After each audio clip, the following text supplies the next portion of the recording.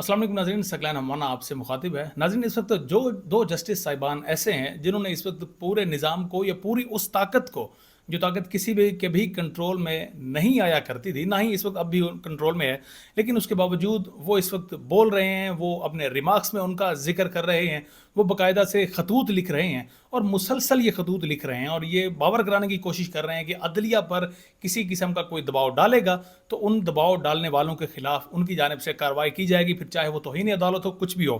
वो दो जस्टिस साहिबान कौन है ऐसे वो दो जस्टिस साहिबान इस दौर में, जब आप खुलकर बोल नहीं सकते, आप कुछ लिख नहीं सकते, जब सोशल मीडिया पर बैन लगने के लिए जा रहा है, जब आपको फ्रीडम ऑफ स्पीच के हवाले से डायरेक्ट मुखातिब करके कहा जा रहा है कि जनाब अमेरिका में फ़लाँ मुल्क में ये होता है तो पाकिस्तान में भी हम ये नहीं होने देंगे, इस तरह की जब आपको मिसालें सुनाई दी जाती हैं, जब सऊदी अरब की मिसालें दी जाती हैं, तो इस वक्त वो दो जस्टिस साहिबान इस वक्त इस पूरे सिस्टम के ख़िलाफ़ उठ खड़े हुए हैं और वो मुसलसल बोल रहे हैं। अब ये दो जस्टिस साहिबान कौन हैं? ये एक मोहसिन अख्तर कियानी हैं और दूसरे नाज़रीन जस्टिस बाबर सत्तार हैं। जस्टिस बाबर सत्तार और मोहसिन अख्तर कियानी दोनों बड़े ही दबंग जस्टिस साहिबान हैं। दोनों की कोर्ट्स में कवर करता हूँ क्योंकि जर्नलिस्ट हूँ तो रिपोर्ट करने के लिए। तो दोनों के जब रिमार्क्स वहाँ पर बंदा सुनता है तो बंदे को भी मज़ा आता है कि यार ये इस तरह का हमारा निज़ाम इंसाफ होना चाहिए कि वो किसी से भी घबराए नहीं, किसी से भी डरे नहीं, बल्कि जो बात करनी है वो खुलकर बात करे। नाज़रीन, इसी तरह का मामला कुछ ही दिनों पहले यानी कल एक जो नोट बाकायदा जारी किया गया जस्टिस बाबर सत्तार की जानिब से, उन्होंने नोट लिखा बाकायदा अपने चीफ जस्टिस आमिर फारूक को। इससे पहले वो 6 जजेस खतूत भी लिख चुके हैं जो ऑलरेडी आप तक आगाह हम कर चुके हैं।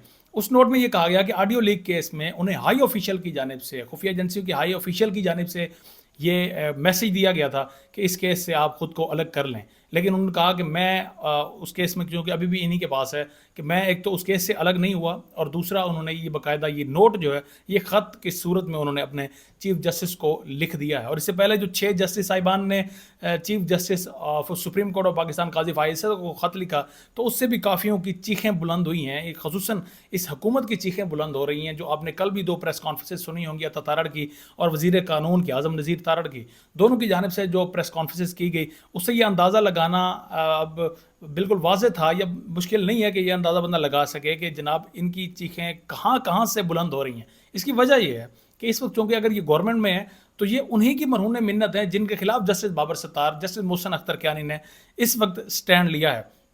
बहरहाल एक नोट कल जारी हुआ। अब मोहसिन अख्तर कियानी के आज के कुछ रिमार्क्स आपके सामने रखने जा रहा हूँ और फिर आप देखेंगे कि यार वाकई इस तरह का दबंग बंदा हमारे जो जुडिशरी के सिस्टम है, इसी तरह के दबंग बंदे हमें हमारी जुडिशरी के सिस्टम को ज़रूरत है ताकि इससे फिर हमारा निज़ाम इंसाफ में जो है कुछ बेहतरी आ सके। नज़रीन, अहमद फरहाद सहाफ़ी हैं, हमारे दोस्त हैं, तो उनको पहले लापता किया गया। लापता करने की वजह उनकी ये बनी कि वो शायरी पढ़ा करते थे मुख्तलिफ महफ़िलों में, और शायरी वो किन के ख़िलाफ़ थी वो फिर आपने एक ऑलरेडी एक शायर को, अफ़कार आलवी को सुन रखा होगा कि वो अपने आप हमें तो नमार फ़ौजी और इस तरह की कोई उनकी जानिब से शायरी की जाती है जो अब इस वक्त मेरे माइंड में नहीं है। खैर ये भी इसी तरह की शायरी करते हैं। उनकी जो मतन इनका होता है ये होता है कि कोई भी अगर सच बोले, कोई भी अगर हक़ के साथ हक़ की आवाज़ बने तो आप उसे उठा लो, इस तरह की ये शायरी किया करते थे। तो उनको अब वाकई में अहमद फरहाद को उठा लिया गया, उनके हवाले से प्रोटेस्ट भी किया गया और इस्लामाबाद हाई कोर्ट में बाकायदा पिटीशन भी फाइल की गई। अब शाम को आज 6 बजे जस्टिस मोहसिन अख्तर कियानी की कोर्ट में बाकायदा इस केस की समाअत हुई। हालांकि नाज़रीन जो टाइम होता है कोर्ट का वो तकरीबन 3 बजे तक होता है, लेकिन शाम को 6 बजे अदालत खुली और अदालत खुलने के बाद वहाँ पर बाकायदा उनकी फैमिली भी वहाँ पर मौजूद थी, अहमद फराज की, और केस की समाअत हुई। और उसके बाद जनाब मोहसिन अख्तर कियानी फिर जो बरसे हैं, सबसे पहले एसएसपी ऑपरेशन वहाँ पर मौजूद थे और जो नए आईजी हैं वो भी, तो उन्होंने एसएसपी ऑपरेशन को कहा कि मैंने आपको पहले भी वार्न किया था कि इस्लामाबाद की टेरिटरी से कोई भी शख्स अगर अगवा हुआ, लापता हुआ, तो सबसे पहले आप जवाबदेह होंगे। मुझे आप बताएं कि ये जो बंदा अहमद फराद इस्लामाबाद से लापता हुआ है कहाँ है। और फिर उन्होंने टाइम भी दिया, उन्होंने कहा कि कल 2 बजे तक आपके पास वक्त है, 2 बजे तक मुझे ये बंदा आज़ाद चाहिए।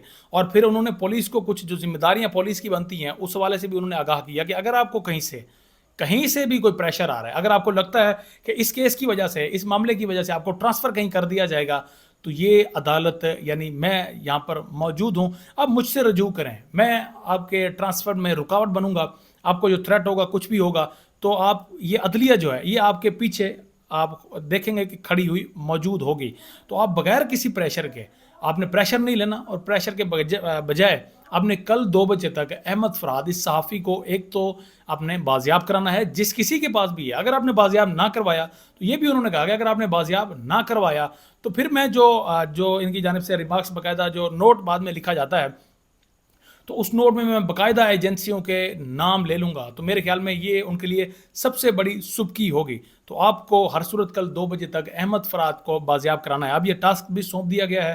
اب دیکھیں اسلام آباد پولیس اس حوالے سے کیا لائحہ عمل اختیار کرتی ہے. کیا وہ انہیں بازیاب کرا سکتی ہے؟ جن کے پاس وہ موجود ہیں وہ کسی سے بھی ڈھکی چھپی بات نہیں ہے کہ کون ان کو اغوا کر سکتے ہیں. اسلام آباد کیپٹل ٹیریٹری آپ کے ملک کا کیپٹل، اور جسے جہاں پر ریڈ زون بھی موجود ہے، جو کیمرے جہاں پر ہر سو کیمرے بھی لگے ہیں، تو اس شہر سے اس کے سب کے باوجود کسی شخص کا اغوا ہونا، لاپتہ ہونا، تو یہ ایک ہماری جو سیکیورٹی ہے، خصوصاً ہمارے جو لا اینڈ انفورسمنٹ کی یہ جو فورسز ہیں، خصوصاً پولیس، تو ان پر سوالیہ نشان ضرور اٹھتا ہے. تو محسن اختر کیانی کی جانب سے واضح ریمارکس تھے کہ پولیس خود کو تنہا مت سمجھے، ہم پولیس کے ساتھ موجود ہیں، کچھ بھی ہوا ہم اس معاملے کو سارے کو دیکھ لیں گے، ٹیک اوور کر لیں گے. تو آپ نے کل یہ کرنا کہ آپ نے 2 بجے تک ہر صورت اس احمد فرحاد کو جو اس وقت لاپتہ ہوئے ہیں، آپ نے ان کو بازیاب کرانا ہے. اگر کوئی ان پر کیس ہے، کوئی معاملہ ہے، تو آپ ایف آئی آر کروائیں، ایف آئی آر کے بعد آپ گرفتار کریں. یہی تو نارملی ہم جو پاکستانی ہیں وہ بھی یہی کہتا ہے.